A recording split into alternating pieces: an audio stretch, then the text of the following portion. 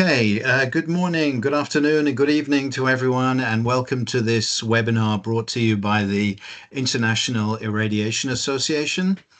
Today we're going to be hearing about virtual dose mapping for use in radiation processing.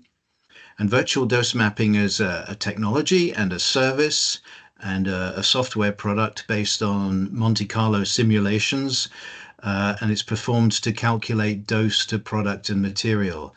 And over recent years, the radiation processing industry has been taking an increasing interest in this technology as its applications and potential future applications have become increasingly clear.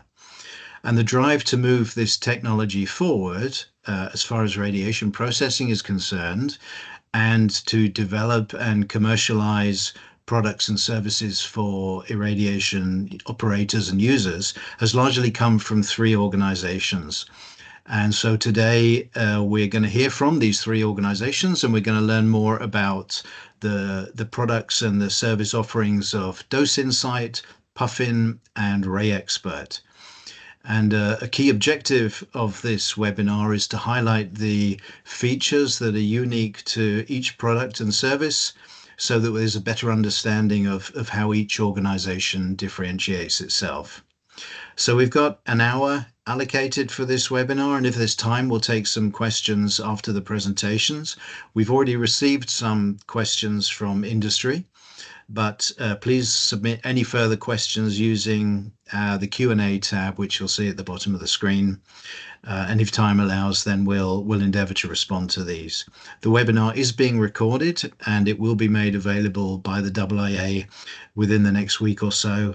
And the contact details of all of the presenters and where you can go for further information will also be made available at the end of the webinar. Excuse me. So without further ado, I'm going to introduce our first presenter, who's Dr. Tobias Funk of DoseInsight. Tobias Funk is an established business leader, having co-founded DoseInsight in 2022 and is DoseInsight's CEO, and also currently serves as a fellow at Triple Ring Technologies. He has a proven track record of developing radiation-based instrumentation and software products, several of which have successfully been brought to market. Tobias received his MS and PhD from Freie University Berlin in Germany. He's a principal investigator on 2 ongoing FDA-funded SBIR grants to develop virtual dose mapping. Tobias has authored over 20 peer-reviewed publications and has over 20 granted and pending patents. He's the chairperson of the RTBN NIH study section, reviewer for various peer-reviewed journals, and a member of the ASTM Radiation Processing Committee. So welcome, Tobias, and thank you for your contribution today. Before you start your presentation, Tobias, in the introduction, I made reference to Monte Carlo simulations. So since this is fundamental to all of the products and services that we're going to be hearing about today, I wondered if you could define that for us and give us and just explain what Monte Carlo simulation is. Yes, thanks. So Monte Carlo simulations is actually a simulation that takes into account the true statistical nature of radiation transport. And what we do is we essentially produce particle by particle and then track the trajectory through a volume. And at each interaction point, we roll the dice to see what interaction the particle undergoes. I mean, hence the name Monte Carlo simulation. So there's a chance that the particle gets absorbed, that the particle scatters, or any other interaction it can do. And we track that and we see how it loses its energy and changes its direction and have a complete trajectory until it's fully absorbed. And we do that with millions of particles, and over time we build up a true image of the dose that is delivered or all the trajectories that are possible. Yeah, I mean, but that I can get started with my presentation. Yeah, perfect. Thank you. Thank you, Tobias. Yeah. Please do. Yeah. So I want to talk about virtual dose mapping as a service.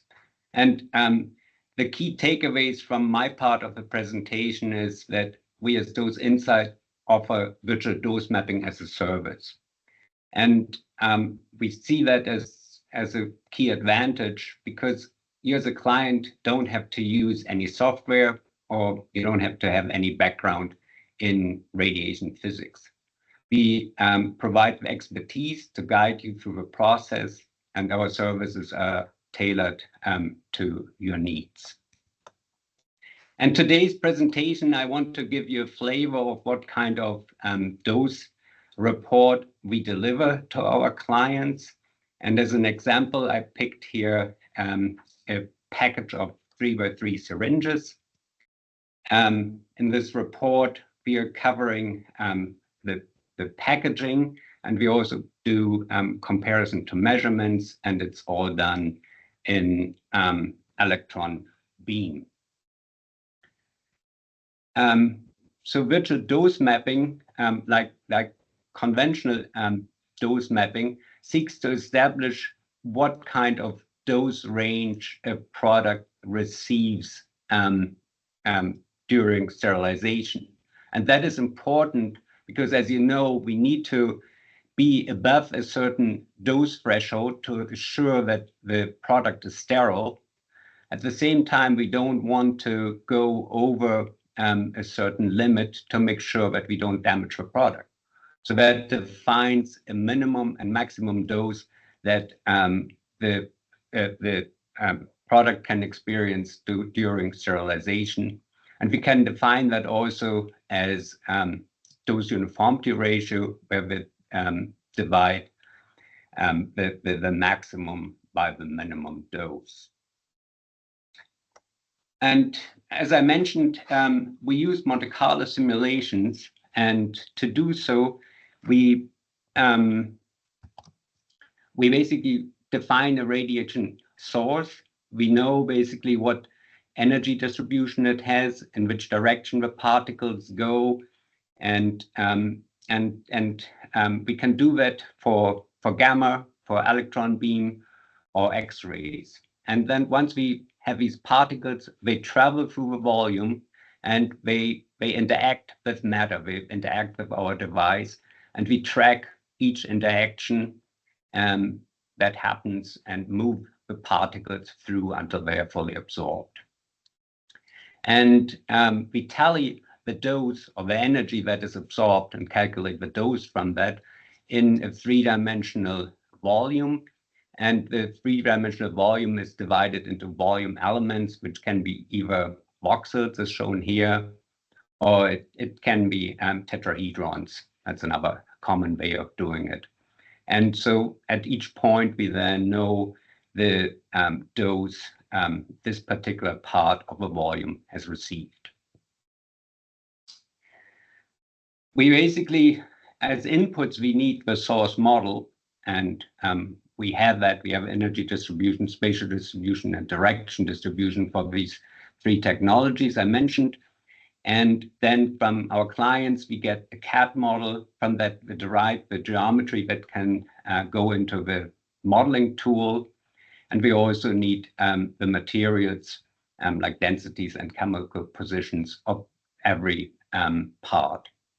This goes then in our radiation modeling tool, and out comes a 3D virtual dose map that gives you the dose at any location. I mean, one of the questions that many people ask is does Monte Carlo simulations, do Monte Carlo simulations represent reality? And I mean, there's an extensive validation effort in other fields, especially medical. And yes, they do. And for virtual dose mapping, this is done by many people now. And I think the results so far show that there's very good agreement. And we have done our validation for our tool, which is based on one of the big simulation engines, where we had this example of a cylinder here that we irradiated from the top of the electron beam. We placed dosimeters at the circumference of the cylinder, and then we compared that to simulation. So we have here the dots of the measured data, and the blue line is from the virtual dose mapping. And you see already the first advantage of virtual dose mapping, that you have a whole contiguous line. So you can really see what's going on. The other thing, you can see that there's excellent agreement between measurement and simulation. But you can learn more. I mean, if you look at this point here, you see the error bars are fairly high. And the reason for that is that rewards the virtual dose mapping, because the gradients are so high. Moving your dosimeter slightly to the side gives you a completely different reading. And the other thing you can see is that if you just rely on your dosimeters to determine what the minimum and maximum is, in this case, you would have misjudged the minimum, because the real minimum is further down here. And so your measurement really gives you a smaller DOR than you really will find. Another example here is a step phantom. Again, we have excellent agreement. We did also measurements with the wedge phantom. Wedge phantoms are are typically used in accelerator-based systems, where a dose card is in between these two wedges, and we measure basically the interaction as function of depth. And we see here the results as function of depth, and we see excellent agreement between measurement and simulation. So now I want to go into the dose report of this 3x3 array of syringes.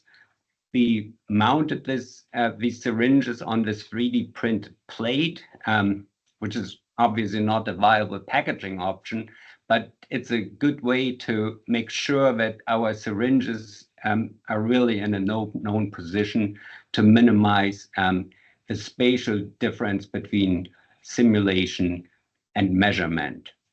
Then the beam came from both directions, from the front here and from the back. As the arrows indicate, we used an electron beam at 10 MeV.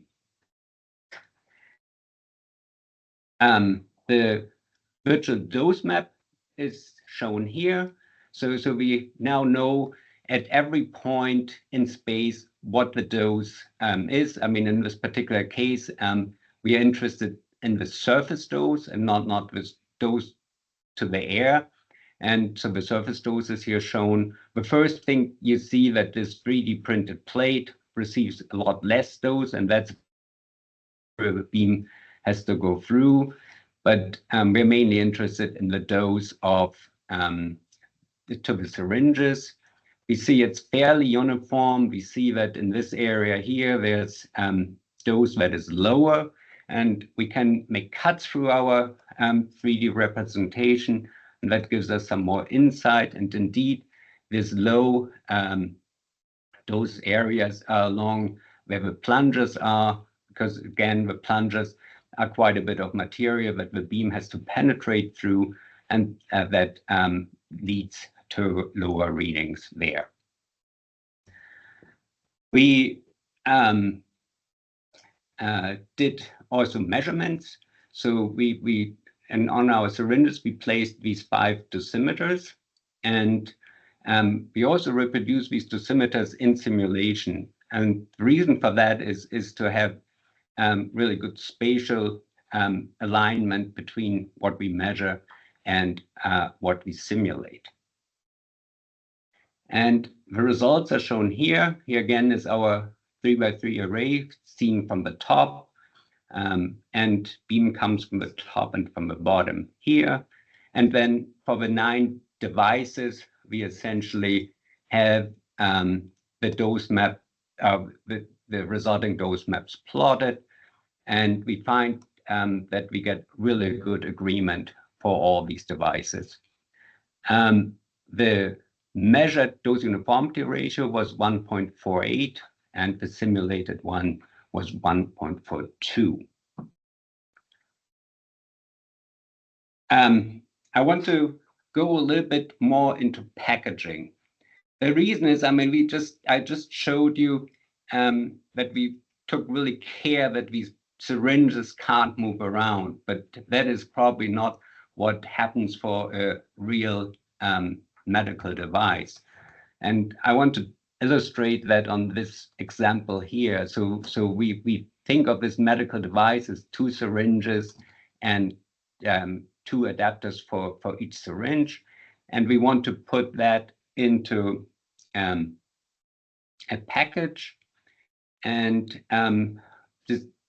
I mean, that's probably not how you would package it, but to illustrate what happens, we use this case here. And if you now think this is driven to a sterilizer, it probably doesn't look like that once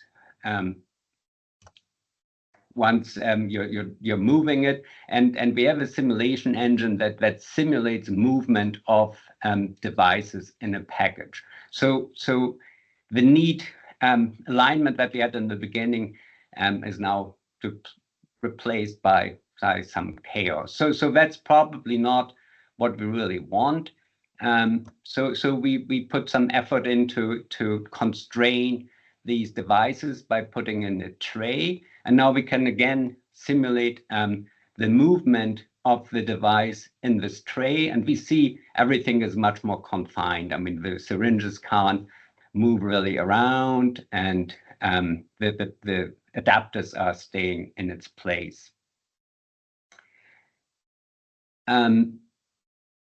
So obviously, these are random movements. So one simulation is not sufficient to get you the full range of possible dose uniformity ratios.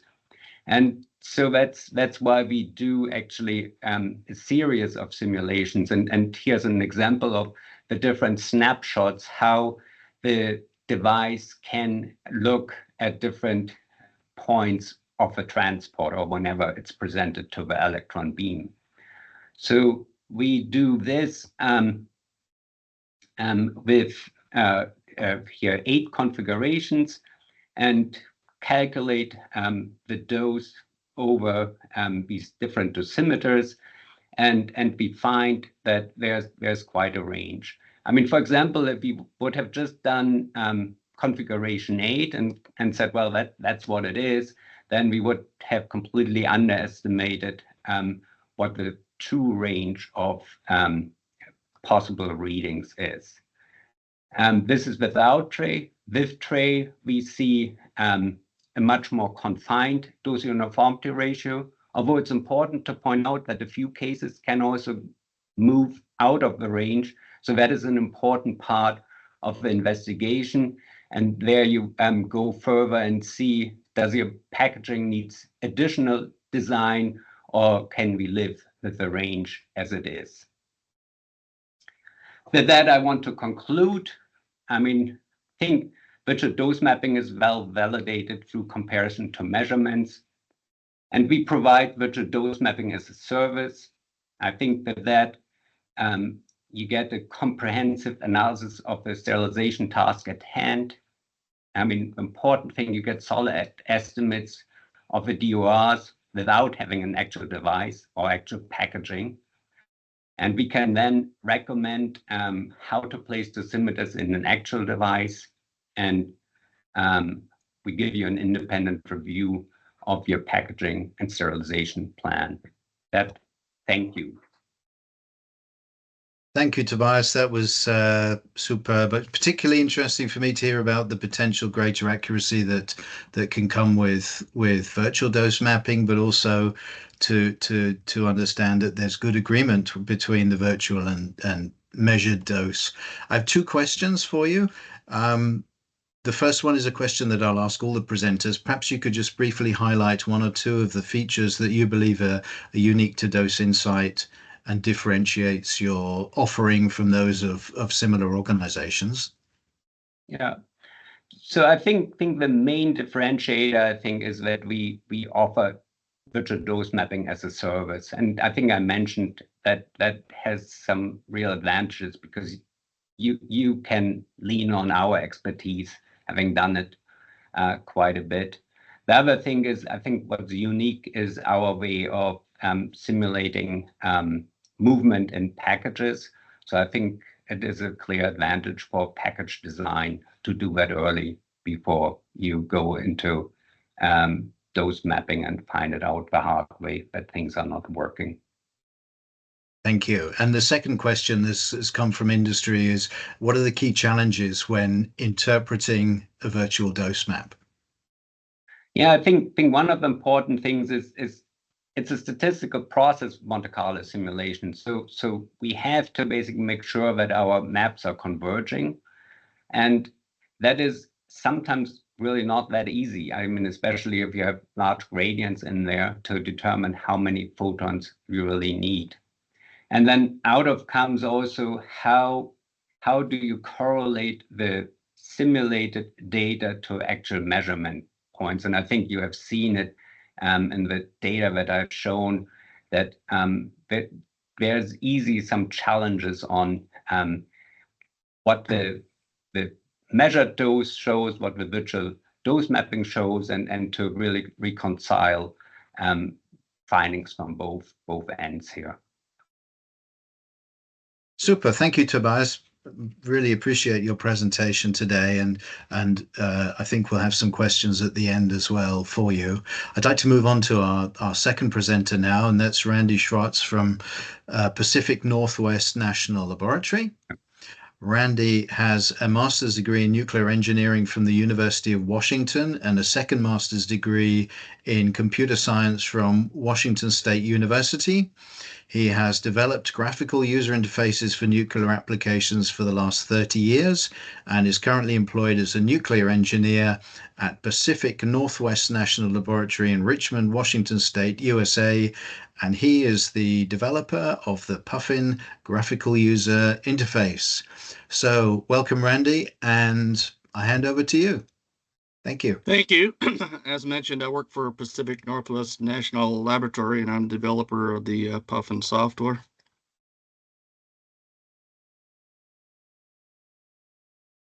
PUFFIn stands for Penelope User-Friendly Fast Interface. This is what the interface looks like. We tried to keep it simple enough so that anyone can understand it with some training.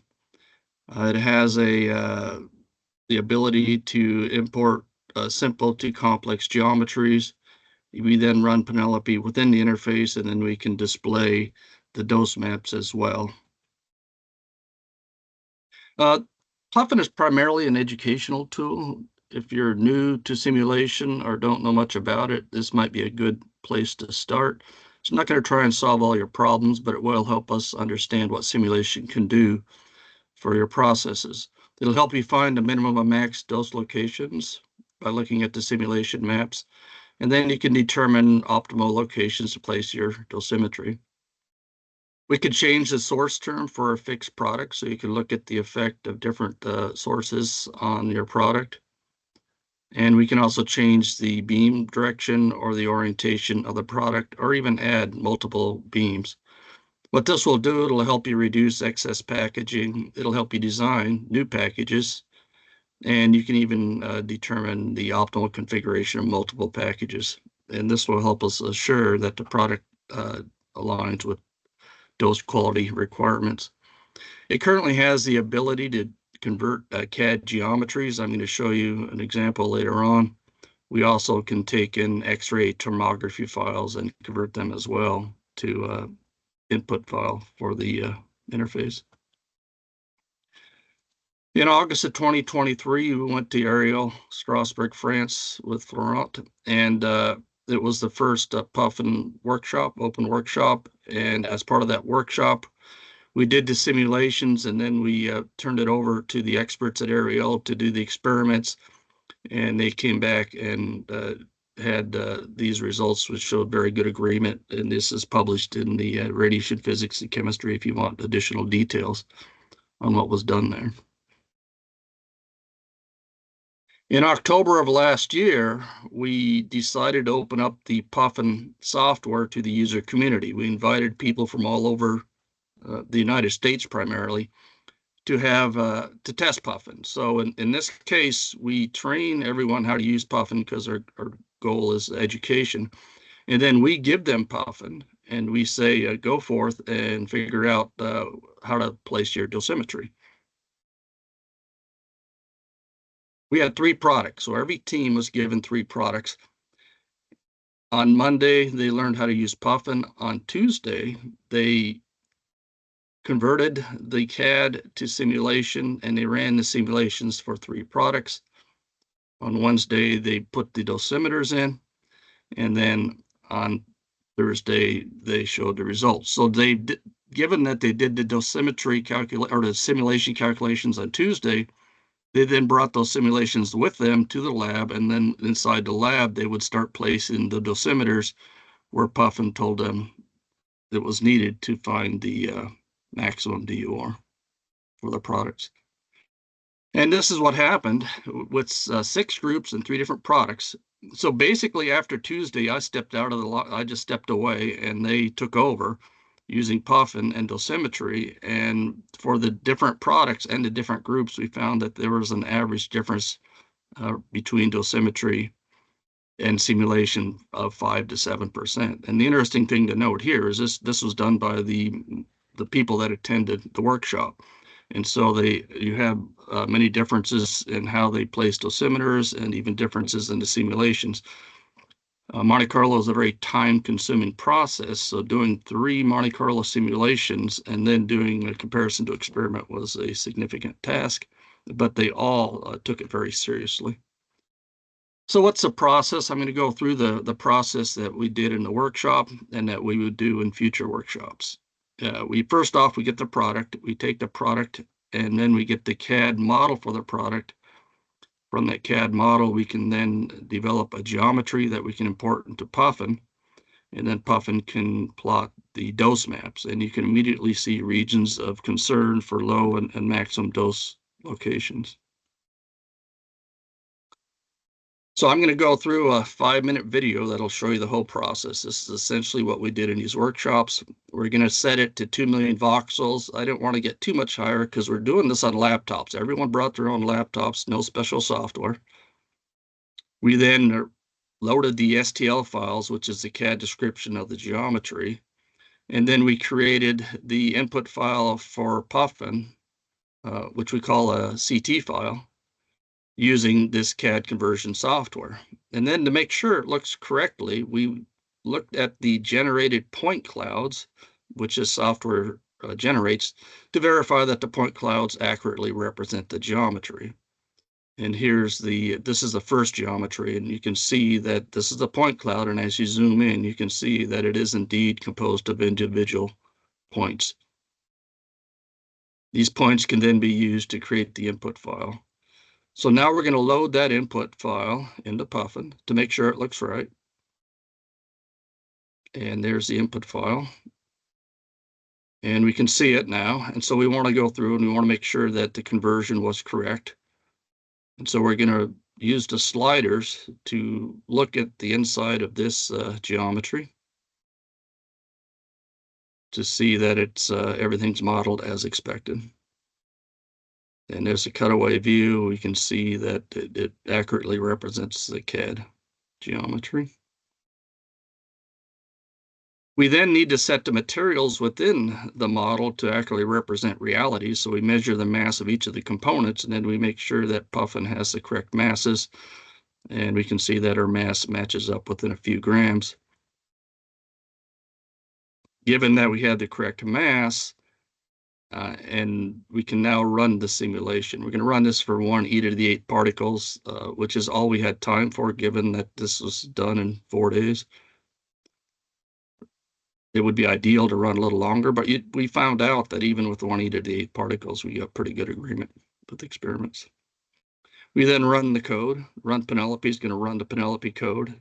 All the physics is done by Penelope. PUFFIn is just an interface that brings everything together to make it easier for you to run the simulation. We now want to look at the data map that was created by these 1 e⁸ particles. So we load that data map. And there it is. So now we have the completed dose map generated by Penelope. I typically change the color map to rainbow color map that shows differences better. And then we're going to do the same thing. We're going to look through and look at the color map and see the regions of interest and how the color map looks for this product. For the DOR, we don't want the packaging involved. So what we're going to do is we're going to read the geometry input file. We're going to remove the packaging. And we do that by displaying the geometry, and then we just say remove packaging by not showing it, and then we go back to the dose map so that we can get the DOR and the product only. And there's the dose map within the product. We'd like now to determine the DOR based upon the 5% maximum and minimum number of voxels, so we have to sort the data. And this takes a little while, but once we sort it, we can now calculate the minimum 5% voxels, and we can calculate the maximum 5% voxels, and we find out the DOR is about 2.17. We then go ahead and try the 1% DOR, which will be higher, doing the same thing, and we find out that the DOR for 1% is quite a bit higher. It's actually 3.63. For the placement of the dosimeters, we now want to know where the minimum location is within this product. So we use the sliders and keeping track of the minimum value on top, we can find out where that minimum value came from. And it looks like it's about right there. And so now we know that we want to look at, we want to place those dosimeters right in that region on the lower right, and perhaps another one on the left. And then we want to do the same to find out where to place the dosimeters for the maximum dose. And once again, we're looking at the maximum dose value in the top as we go through the sliders. And we figured it's about right there. But it's kind of hard to tell where that is. It's a funny shape, so we're going to look at it from a different perspective to see that maximum dose location. So we're going to rotate to a different view, and we can see that we want to put our dosimeter down there on the bottom of that too. And that's essentially what they did at the workshop for each of the 3 different products. Thank you for your attention. Thank you, Randy. That was terrific, and it's clearly very different. It's a very different offering to Dose Insight that we heard of from Tobias earlier. Great to see that there was a good agreement between the virtual and the measured dose again, and whilst it looks complex, it seems that it's somehow less demanding, and that it's quicker to learn how to use your software. But I'll ask the same question as I did to Tobias. Perhaps you could just highlight 1 or 2 features of PUFFIn that you believe are unique to your product and offering. I think what makes it unique is that it's very simple and easy to use, but there's a trade-off. If you make it very simple, you're not going to get into the complexities of the Monte Carlo process. So I would claim that this is a good package for understanding the simulation, understanding dosimetry, where to place it, and a great place to start. But then if you want to do the complete mock-up of a product, you may want to do one of the higher end packages. So once again, the emphasis is training, and the training and the software is offered at no charge. And you say it's offered at no charge. I'm sure that's very appealing to some. So how does somebody get your software, the PUFFIn software? Currently, we only give it out in the workshops. We're not trying to reach everyone. We're just trying to get an educated user base so that they understand how to use the simulation software. So you need to sign up for a workshop. When you come to the workshop, you'll get the software and the training. And when is the next workshop? The next workshop will be in the Philippines, May 19th. It's put together by the IAEA. We partner with IAEA for international workshops, and we partner with Texas A&M for workshops in the USA. So as they're offered, we open them up to anyone who's interested. Perfect. Thank you, Randy. I appreciate your excellent presentation, and we'll come back to you at the end of the presentations. I'm sure there'll be some questions for you. So I'm now going to hand over to our third presenter. That's Antoine Ghilardi of RayXpert at Trad Test and Radiations. So following a university degree in bioinformatics and a business school with a major in biotechnology and bioindustry, Antoine joined Abbott Informatics, where he became laboratory software sales manager. He joined Trad Tests and Radiations in 2018 and has since held the role of sales development manager for RayXpert software and associated services. So welcome, Antoine, and I'll hand over to you. Thank you. Thank you, Martin. Hello, everyone. So today I will share about the software RayXpert we developed within Trad. We are based in south of France, and we developed the software for 15 years now. I will share features through the global overview of the software, discuss some benefits and application example for E-beam, X-ray, and gamma. And so I will try to show you how can you imagine to shift to this technology and what we developed to facilitate its use.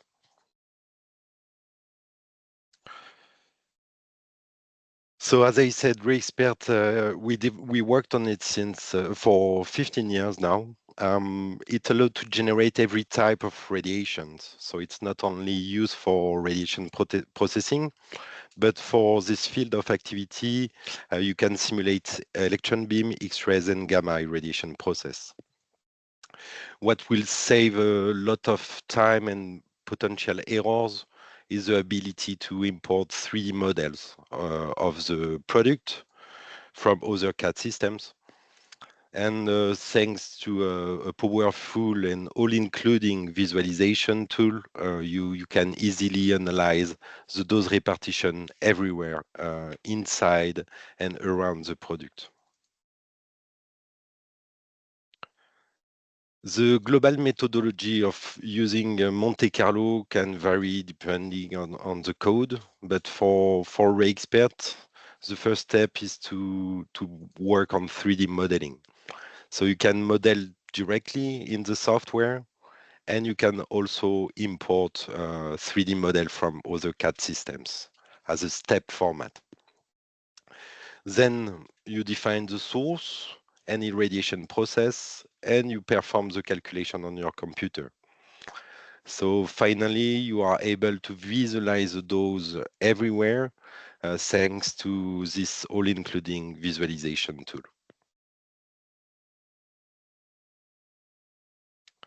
So let's discuss on Monte Carlo benefits for product manufacturers and service providers through different application and examples.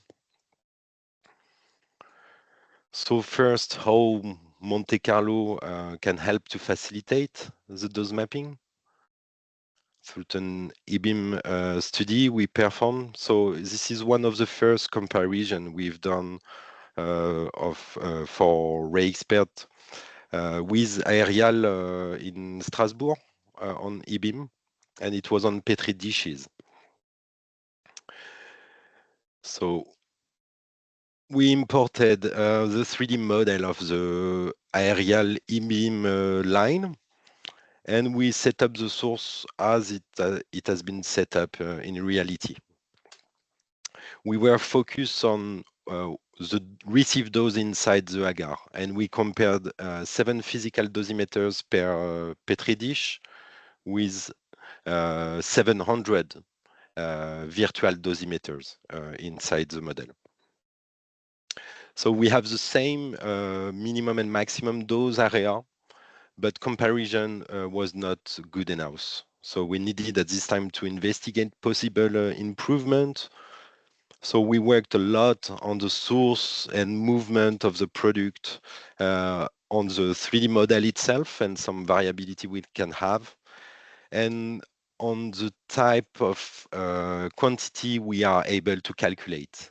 So to be able to compare what you measure with what you really calculate.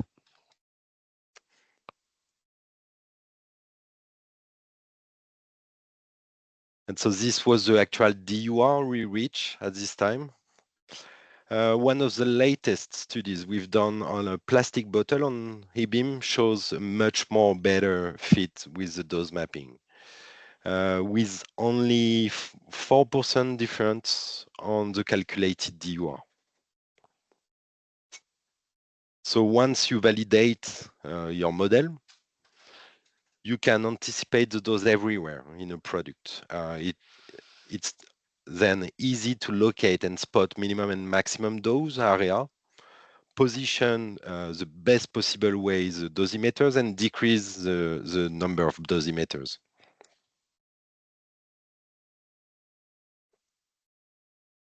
You can also use Monte Carlo simulation for product design, as my partners shows, to accelerate time to market. So as product manufacturer, you need to consider impacts early in the design, impacts of radiation early in the design process. And as service provider, you need to help your customer with this. So here is an average product design process. At the end, if you don't meet your specification after the irradiation and the product qualification, you certainly will need to go back and improve your design again. So we suggest using Monte Carlo to virtually qualify the irradiation process.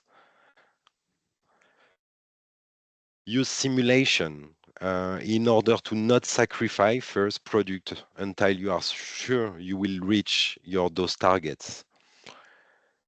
So sometimes it's expensive to product, or production for small batches can be complex. So you can do that virtually first. You will be able to forecast doses in sensitive components, ensuring safety and effectiveness. It's also important to optimize both product and packaging to improve efficiency. Defining product process categories in advance for each product can be very useful. And lastly, it supports the transition and the transfer from gamma ITO to some other modality like X-ray and UV.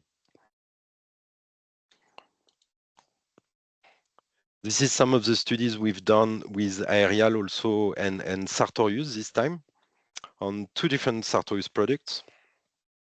So we compared locally each dosimeters. So in red, you can see the virtual dosimeters that are placed exactly at the same position as the real one.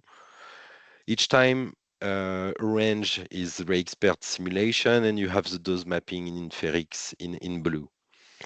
And for both products, we reach a really great match between dose mapping and virtual dose mapping. So it allows us to validate the use of this model for this product. So then we can have further investigation. So now with Sartorius, we are working on decreasing, for example, the received dose on a specific sensitive components.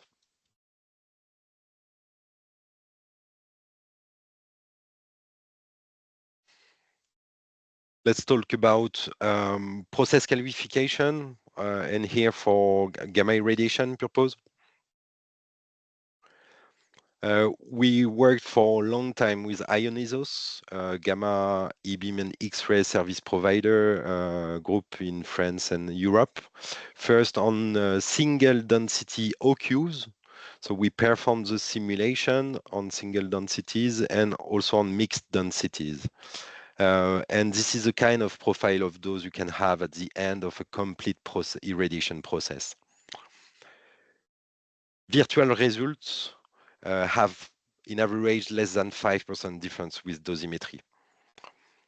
So here the simulation has been validated by their notified body. What does it mean? So they can avoid now 75% of OQ's dose maps, hundreds of dosimeters and days of operations.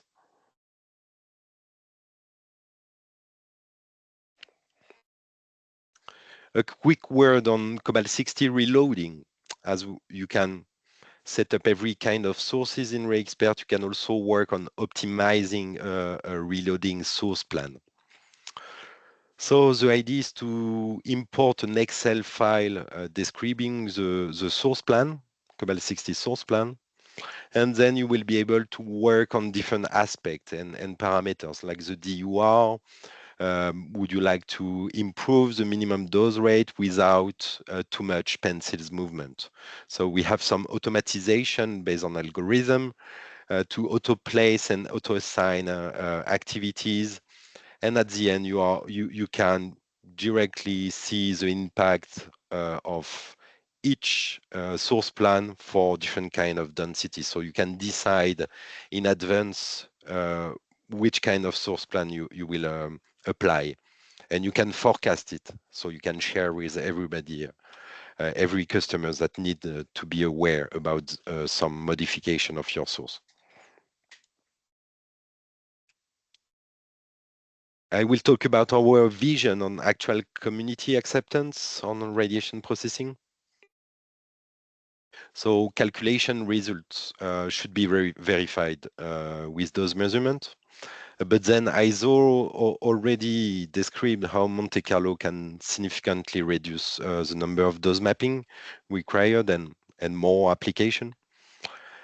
Dose mapping is today's reference, but simulation seems to be a real technology shift for process qualification.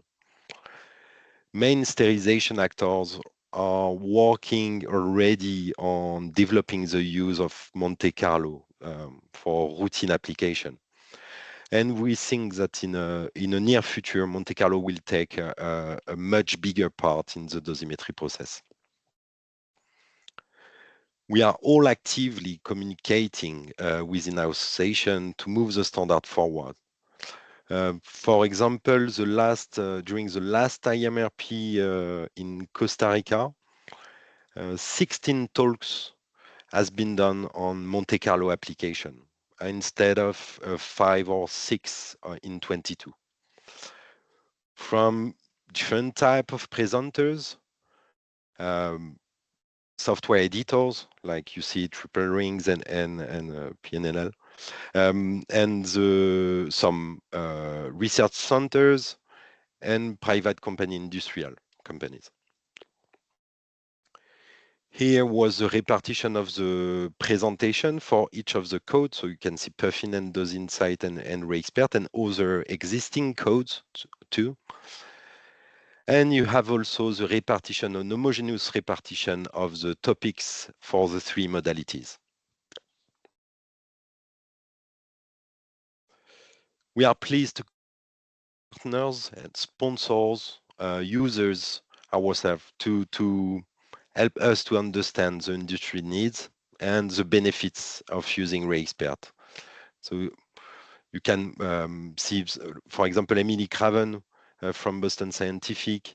So she see a great value on product design and change control analysis. IBA, they use and apply RayXpert to facilitate and demonstrate the technology transfer to E-beam and X-ray.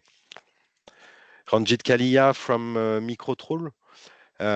So they are using it for E-beam and gamma application to facilitate dose mapping, and also for radiation protection, so bunker design. Spencer Mickham from Steris that is very active on the three modalities with a huge team working on RayXpert, and Gammatom in Italia that they are working on gamma application for OQ, and we expect to work with them on PQs soon. So how to start using RayXpert? So it's a commercial tool. We sell the software based on annual leasing. It includes support and maintenance. So we have people that help you to use it. And we also provide a one-day training. So it's really quick to start using the software. And we also provide services, customized services on demand. Thank you. Thank you, Antoine, for that excellent presentation. Clearly a very comprehensive piece of software with a range of applications. And it's interesting that you highlighted the increasing interest in virtual dose mapping between the two IMRPs. I hadn't appreciated that, but it's a good illustration and highlights the importance of a webinar like this. I have two questions for you. The first one, the same as I asked the two other presenters.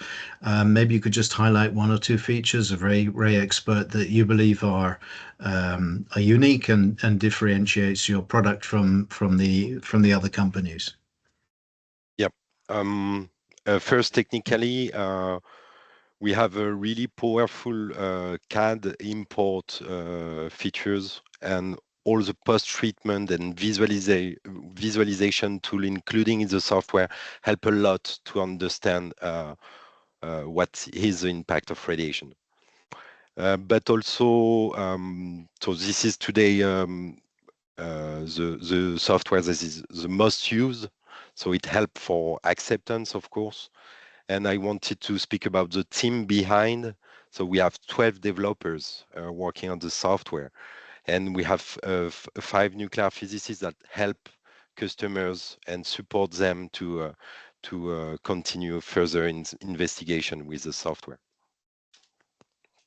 Thanks, Antoine. And you're the final presenter at this webinar. What outcomes would you like to see from this webinar? To continue this discussion after the webinar. So I would like to emphasize the importance of continuing this discussion with each one of you.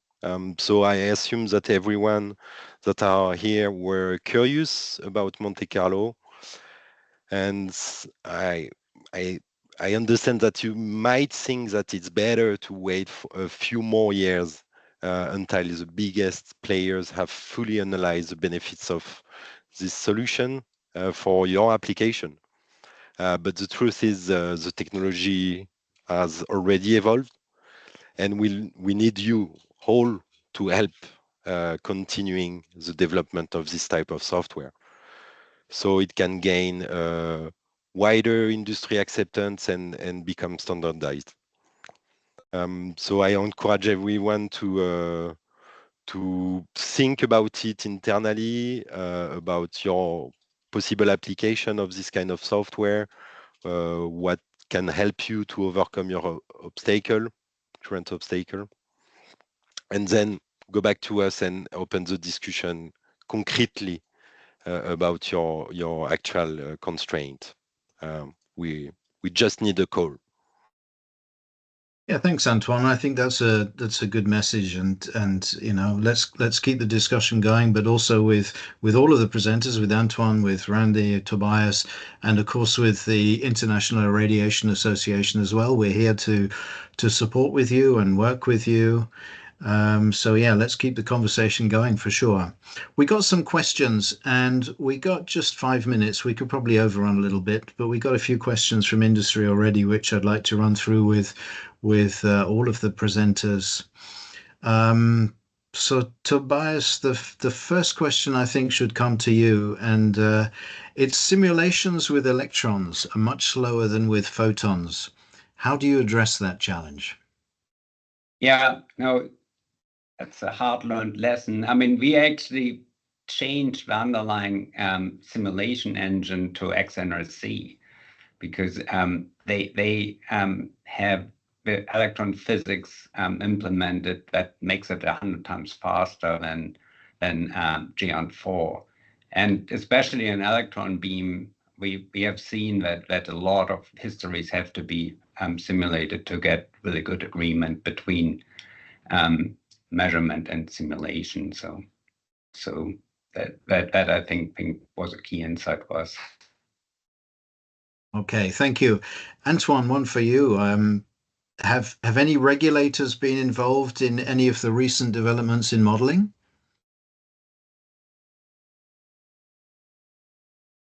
So we STRAD directly or globally with the presenters? Pardon me?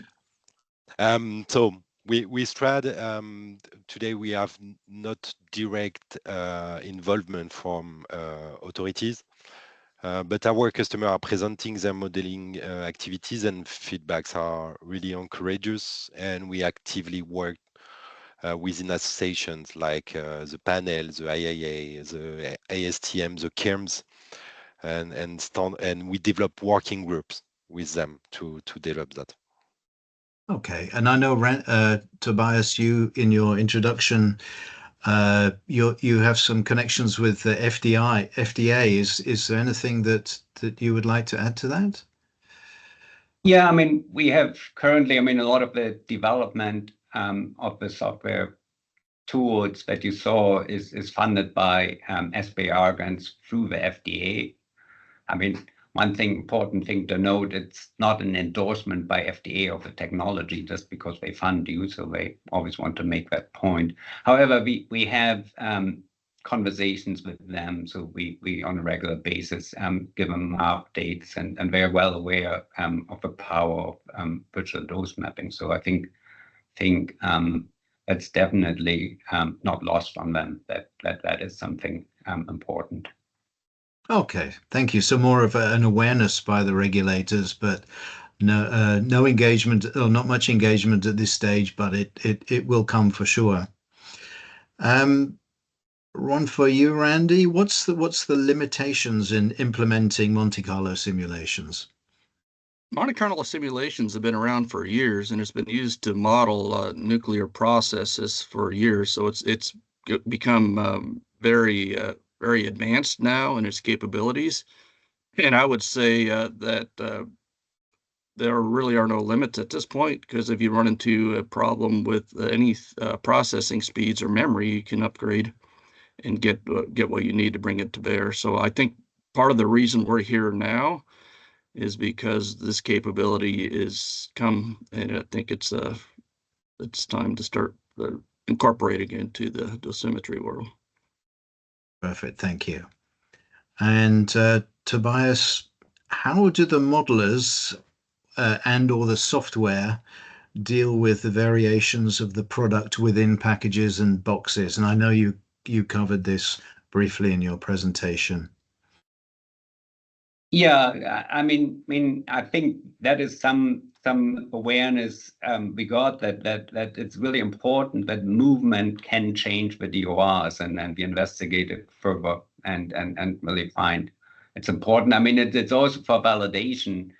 I mean, that's where it came up first, is sort of that if you don't have the exact location, I mean, it's very difficult to get good agreement. So it's important to take that into account. And Antoine, I know there's something that Trad has been working on. Do you have anything to add to what Tobias says?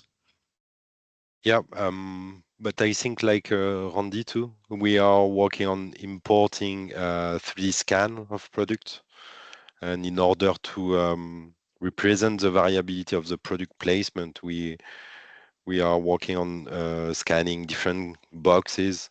We move the box between each of the scans, and this will be the way we think we can represent the variability of product placement.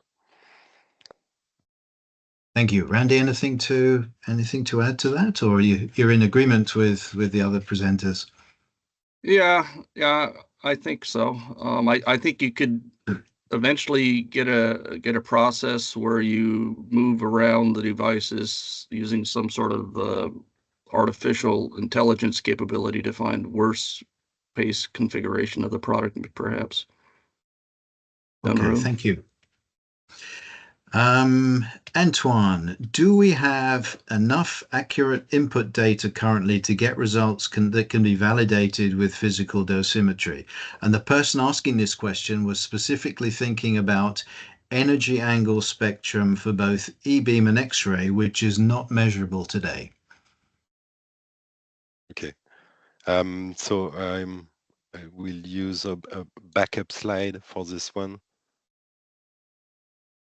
Just to explain what an energy spectrum angle is, energy angle spectrum is. So we worked with IBA to simplify for X-ray the definition of the source. So initially we needed the real geometry of the rhodotron horn to generate further electrons, then with the conversion target generate the X-rays. And so we find a way to store those X-rays inside a virtual source. And we use, for other calculation, we use only this virtual source. So like that, you don't need all the real model and go back to the electron beam. And for validation, so we worked a lot with them. And as you can see here, between our starting point and the use of this kind of spectrum, we have also a huge improvement of the DUR. So we've done a lot of work with Teris, with other companies like also Sartorius, to prove that it works well. And this simplification is a good assumption to perform a simulation. Perfect. And we are currently publishing on it. Okay. It will come soon, I hope. Thanks, Antoine. We're already running over time, so I'm going to skip a few questions. There's one final question that I'd like to ask all presenters, and maybe we can just get your comments one by one. So do the presenters see a future for the use of virtual dosimetry or e-dosimetry without the use of physical dosimeters? Tobias, to you first. I mean, that would be a dream. I mean, I personally think that measurement always will be important. But what I see happening is that virtual dosimetry defines everything, and there's a final check to make sure that the simulated data and the measurement has sufficient precision together. Thanks, Randy. Anything to add to that? You in agreement? I think dosimetry will be around for a long time yet, but I think what could change is the number of dosimeters and the frequency that you have to do a dosimetry map. Yeah. And Antoine, do you believe in the dream that we won't be using physical dosimeters anytime soon? Yeah, I fully agree. Dosimetry will be always, I think, the reference. But when you can virtualize this kind of dose mapping, why will you wait for site availability, or why do you need people to do such dosimetry when one guy behind his computer can do part of the job? So it's a good way to improve efficiency, at least. It sounds like it. Okay, so we've run over the hour, so we must finish off this webinar. So a special thanks to our presenters, Tobias, Randy, Antoine, for their excellent presentations and for answering the questions that were answered. And I think we've been quite successful at highlighting the features and the unique offerings of DosInsight and PUFFIn and RayXpert. And the IIA intends to produce a document summarizing the content of this webinar. So please keep an eye on the IIA website and social media. We could be found on LinkedIn. And for those in China, we also use WeChat. And this webinar has been recorded, so it will be available on IIA's YouTube channel fairly soon. Finally, when we close the webinar, we're going to leave a screen up with 2 important pieces of information. The first thing is the contact details of our 3 presenters and where you can get further information about the Dose Insight, PUFFIn and RayXpert. And secondly, on the screen, you'll see a QR code. And if you scan that QR code, it'll take you through to the survey on virtual dose mapping. And if you haven't completed this already, we'd really appreciate it if you did. We're going to share all the feedback from the survey with the presenters, and it'll contribute to the further development of virtual dose mapping. So with that, I thank all our presenters again. I thank everybody for attending. We had a really good number of attendees today, so we really appreciate that. And of course, please don't hesitate to contact the International Irradiation Association with any feedback. So that's it. Thank you very much indeed. And we look forward to hearing from you all. Goodbye. Thank you. Thank you. Bye.